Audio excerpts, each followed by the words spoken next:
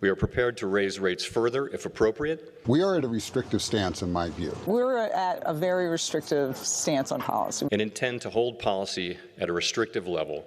The process still has a long way to go. It's not as though keeping rates where they are is doing nothing. We're actually continuing to put pressure on the economy. On net, motor vehicle inflation has declined sharply. How long to stay restrictive? As inflation comes down, the real interest rate, that is the rate minus inflation. In other words, nominal rates adjusted for inflation. The real rate is our preferred measure. That'll actually be tightening. That's the way to think about how tight is the environment. And holding the rate at 5.5, 5.25, something, as inflation goes down, is implicitly tightening because the real rate will be going up. The question is whether we need to increase the pressure or just keep pushing. And I'm in the camp right now, just keep the pressure going, let this work through. Let us work through that. Let the banking system work through it. Let the corporations work through it. I think we just keep the pressure on and see how things turn out. We don't see any evidence that there's a wage price spiral. We're not seeing really any evidence of wage price spiral. That's not what we're seeing now. Wage growth across a range of measures continues to slow. We are seeing the labor market moderate. Wage growth is largely what we saw in price growth from 6 months ago. They're a lagging indicator, not a leading indicator. We have to get inflation down to 2%. We have to get inflation back down to 2%. 2% is and will remain our inflation target. One or two great readings on inflation aren't really enough. Goods and housing, those are the things that got to start coming down notably. After decelerating sharply over the past 18 months, the housing sector is showing signs of picking back up. Persistently above trend growth could warrant further tightening of monetary policy. If service inflation in particular, core service inflation, whatever you want to call it, super core, if that continues to stall, then I'd say we have to do more.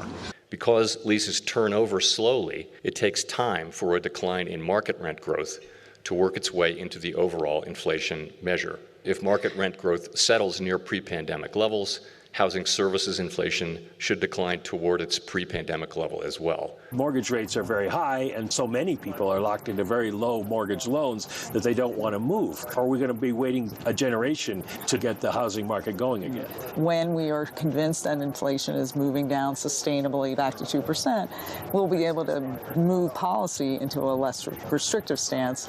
And as we do that, we're going to see mortgage rates come down. People who calculate CPI suggest we're going to see it go back up. On the headline side, yeah, for sure. We're going to see shelter inflation come down. You see this with real-time rents.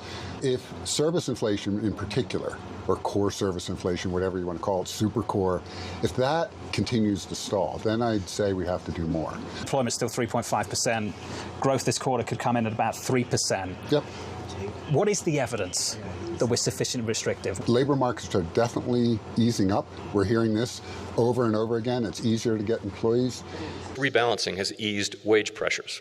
And the retail numbers I'm a little suspicious of, because what we're hearing, for example, from a major supplier to the back-to-school market is sales are not what they expected. We are starting to see these early signs. I don't think we need to react either way right now. Just let this ride a little bit.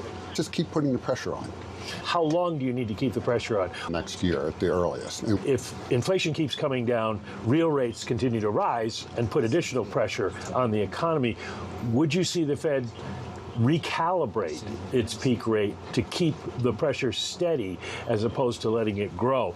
It's possible, right? We really need to see inflation moving down. We're seeing early signs of that. Again, I'm getting story after story from all our contacts that it is starting to happen. But I want to keep rates where they are right now, and then we'll decide later what we do. Remember, before the pandemic, we had low interest rates, low unemployment, and low inflation. I think it's plausible that we can get back to that. It is plausible. We lived in that world. We've proven that that can happen. And so could it happen again? Yes. Sounds like a base case when I listen to you. Is that your base case? I don't know. I mean, at this point, I'm not quite sure. But clearly, we think we'll get back to trend growth in a couple of years. We'll get inflation under control in a couple of years. Job openings remain high, but are trending lower. Payroll job growth has slowed significantly. Total hours worked has been flat over the past 6 months, and the average work week has declined to the lower end of its pre-pandemic range, reflecting a gradual normalization in labor market conditions.